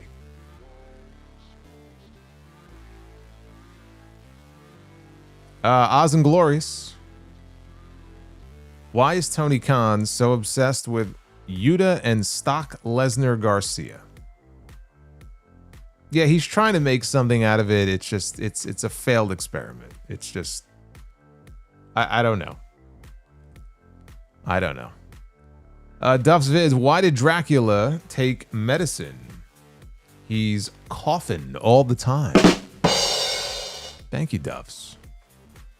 Good to hear from you, Duffs. We need to hear more from Duffs. Bobby's World. With a $21 super chat. The manager situation is strange. Gotta wait a bit for things to happen. Then someone will be chosen. Might be a while, but until then, I very much appreciate the support from yourself and this amazing community. Well, you just gotta be patient, man. And think positive thoughts and good things will happen. Keep us posted. Oz says, Megan Bain makes my heart go pitter-patter. Well, you'll have to compete with...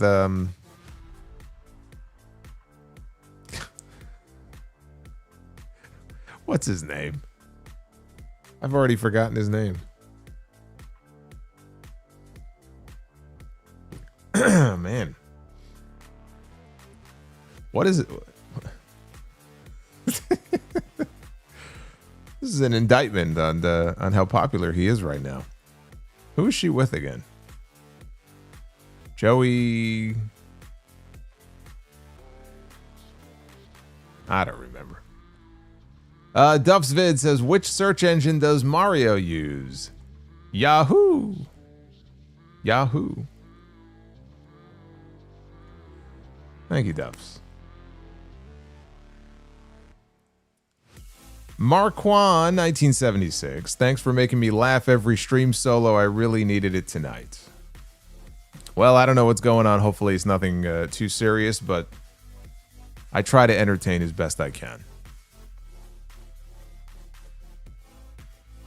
Duff's Vids. Mario asked me what those funny pictures are called on the internet. Oh my god.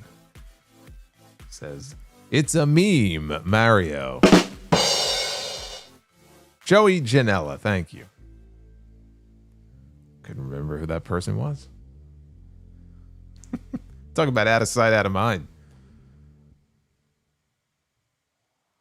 HBKC83. In your opinion, who's the one wrestler that would be difficult to turn heel and have it go over with the crowd booing? Are we talking currently? Or are we talking all time here? Because that's the reason why Ricky Steamboat never got turned. He wanted to go heel in WWF, and Pat Patterson was like, the crowd's never going to boo you. The crowd ain't ever going to boo you.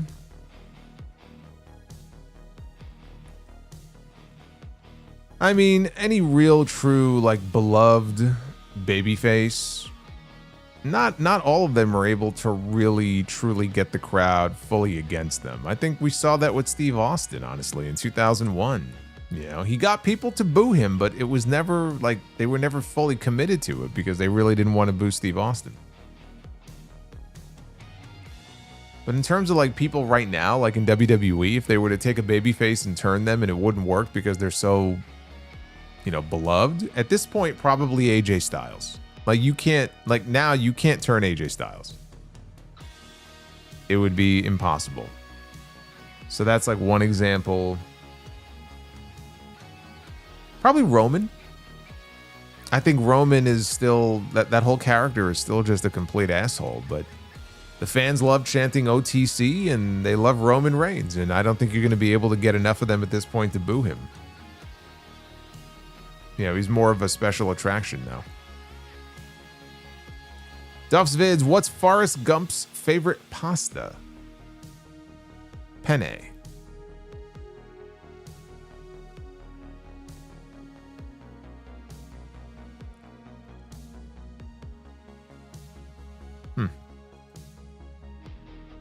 Bret Hart, when Mercedes eventually loses all of her belts, she should go on a balloon Okada-style depression. She goes out to the ring wrestling in a tracksuit, not caring, and with a support balloon that was gifted by Okada himself. See, now that is the kind of creative writing that we need on the creative team. I like that idea.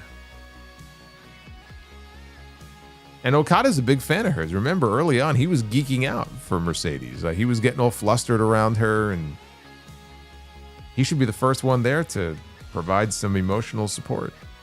You know, a shoulder to cry on. Alex says, Brother Solo. Oh, there's Daniel Garcia. Brother Solo, what are your thoughts on Ernest Miller debunking the rumors of Jericho returning to WWE? That is the first time I've heard. Oh, Duff's. You know, Duff's, for some reason. That's right, Jenny. I thought her name was. God, why did I think her name was like Amy or something? I was like. That's right. Her name was Jenny. That's right. Hey, you know what? I'll give you a delayed, because I fucked up the name. I thought her name was different. That's right. Her name was Oh, I forgot about Jenny. I love you, Jenny. Alex, that's the first time I've heard Ernest Miller's name mentioned probably since WCW Monday Nitro. I haven't heard his name mentioned in fucking decades. And I have not seen what he had to say, and I don't know how close he is these days with Chris Jericho, so I'm not getting my news from Ernest the Cat Miller. All due respect to Ernest Miller. Actually, Ernest Miller was there for Goldberg, wasn't he, when he came out on Saturday Night's Main Event? For his retirement, I think he was there. Groovy Goose, speaking of Hoffman, were you a fan of Rain Man? Yes, I was. That was a great movie. Won't lie, you kind of remind me of Tom Cruise in that, especially with the 2020 hair. Thanks for the stream. Hey, I'll take that as a compliment.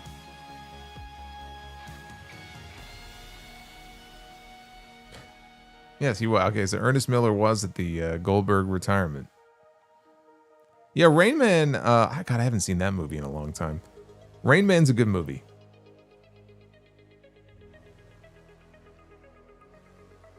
Hoffman was really good in that movie. Dustin Hoffman. Jenny. Tracking problems. Jared Leto stars in the new He-Man.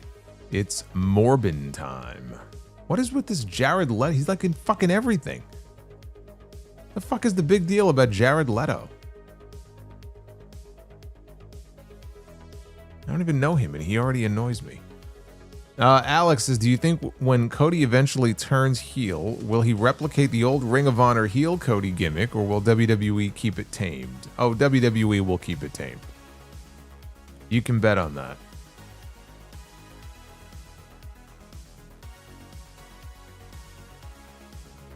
Alex says, you better watch The Mandalorian and Grogu next year, or else Joseph will not be happy. You know there will be trivia questions. Well, if there are, I will not be able to answer any of those trivia questions.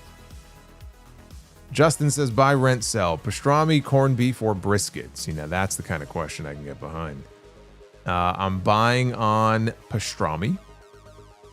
I am going to rent on brisket, and I'm going to sell on corned beef. And I don't hate corned beef, but it's the weakest of the bunch. It's been a while since I've had like a good pastrami sandwich with mustard. I think I'm due for one of those. The only problem is there's a deli around here somewhere. One sandwich is like $18. Get the fuck out of here. Get the fuck out of here. Are you fucking kidding me? Fucking $18 sandwich. The container of soup is like $22.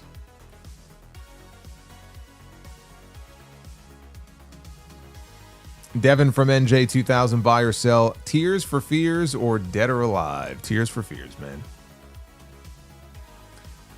I gotta go Tears for Fears.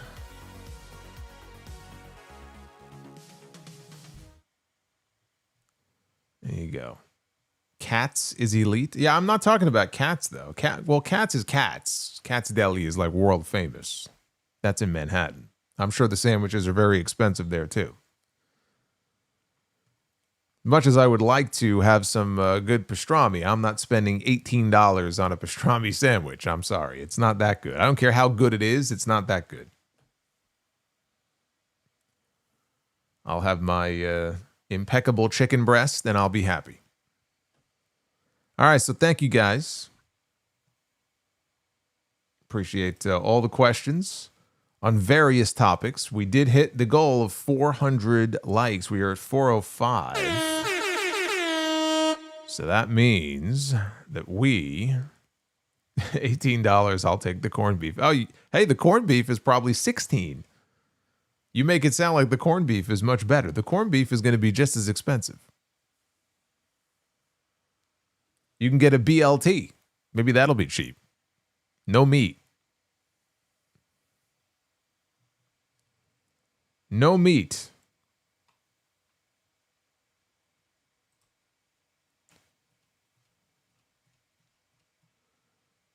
Let's see what we got here before we do Be the Booker. I think we got some member chats here to get to. I want to make sure I don't miss anything. We got one tonight from our boy Ed. We got Ed Swoggle who's with us. 33 months of membership. Give it up for Ed. Bringing up the 90210 theme reminds me. Do you know what the zip code to Dawson's Creek is? It's 90108 for our lives to be over. I never watched Dawson's Creek. I didn't watch Dawson's Creek. I didn't watch Schitt's Creek. Although somebody once told me I look like somebody from the show Schitt's Creek. I've been told I look like a whole bunch of different people. If I ever committed a crime, I would completely get away with it because you would have 10 different people giving 10 different descriptions of who I look like. I could commit like the ultimate crime and just walk scot-free. For all the people I look like, I probably should commit a crime. Watching this show sometimes makes me want to commit a crime. Let's be the Booker. Ladies and gentlemen, it is now time to be the Booker. Yes, I know. That is a Paula Cole song. Yes, I know. I know. Not her best song, though. That would be Where Have All the Cowboys Gone? Boy, that was big on the radio back in the day. Actually, you know what was big on the radio back in the day? Whatever happened to that Joan Osborne? Remember that Joan Osborne song?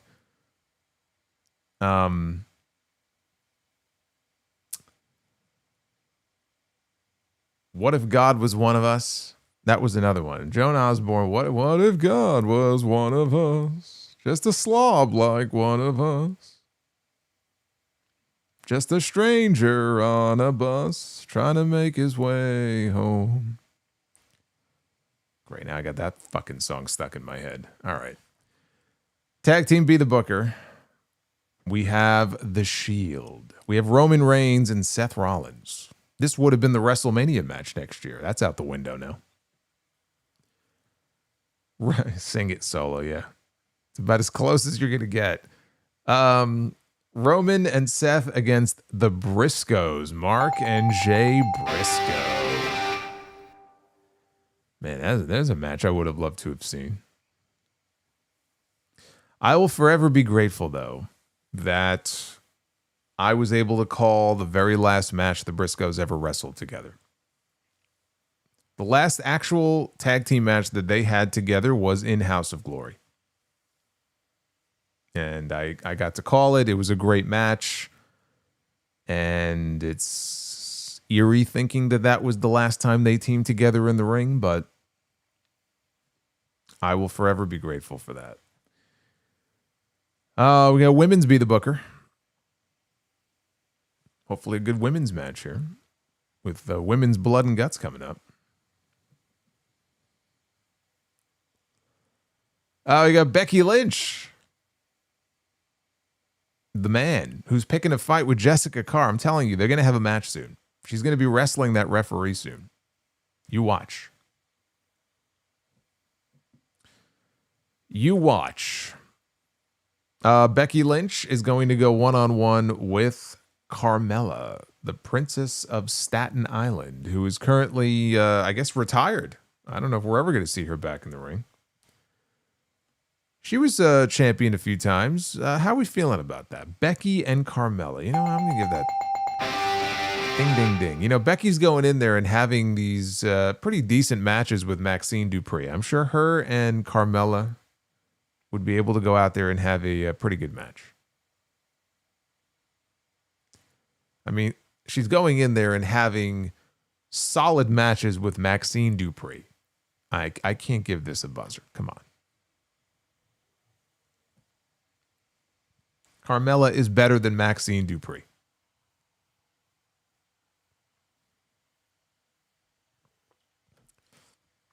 Becky actually has been putting in some really good work this year.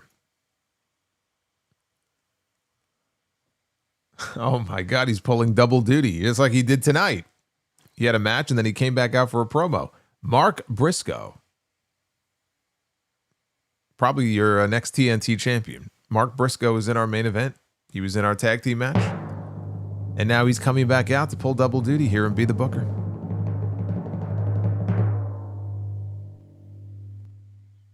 Against Mr. Bob Backlund.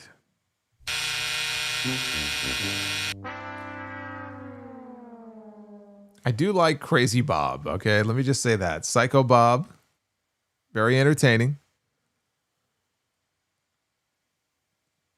In the ring, no good.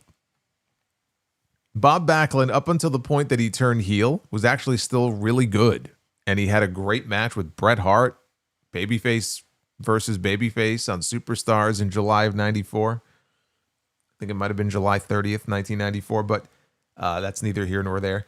But once he turned and he went crazy heel, and when I would see him in the ring, those matches were fucking awful. Like, he actually gave Bret Hart one of the worst matches, if not the worst match of his career at WrestleMania 11. And the stipulation didn't help because it was I Quit.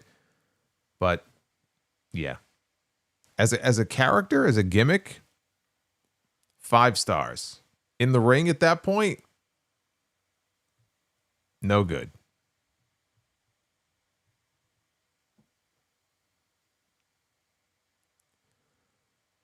But Bob Backlund, man, Crazy Bob, man, that character, if he would have had more time, like a little earlier in his career to play that thing out, he would have had a much longer run than 3 days.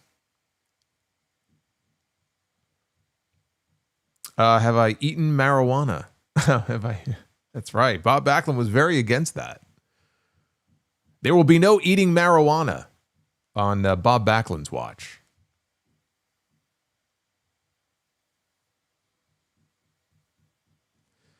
Anyway, we have failed here in Be the Booker. We only had one bell. We went 1 for 3 tonight.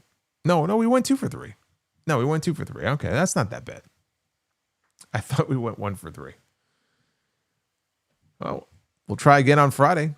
That's the next time I'm going to be with you live for the post show for SmackDown. And any pay-per-views, wow, it's a quiet weekend. I'm going to look forward to this. I'll be working anyway, but I'm going to be looking forward to this. No pay-per-views this weekend, no PLEs. And then we're going into Halloween next week.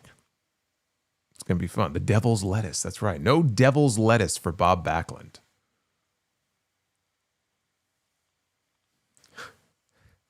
Went 1 for 3. Sounds like a Brewers pitcher. Nothing that the Brewers do, or the Blue Jays, or the Dodgers, or the Mets, or anyone is going to be as bad as what happened to the Giants this week. I still cannot believe that actually happened. I cannot believe that the New York Football Giants went into the fourth quarter of their game up 19-0. They were putting a beating on the Broncos, and they lost 33-32. They allowed the opposition to score 33 points in the fourth quarter. I don't care what happens between now and the end of the NFL season, there will never be a worse loss this season than that. I don't know how that team or their fans live that down. I feel actual sympathy for Giants fans. I have friends who are Giants fans who just, I don't know, they may be permanently psychologically scarred by that loss. John Garcia says, how did the show come off on TV? I was there earlier. It came off actually crowd-wise very loud.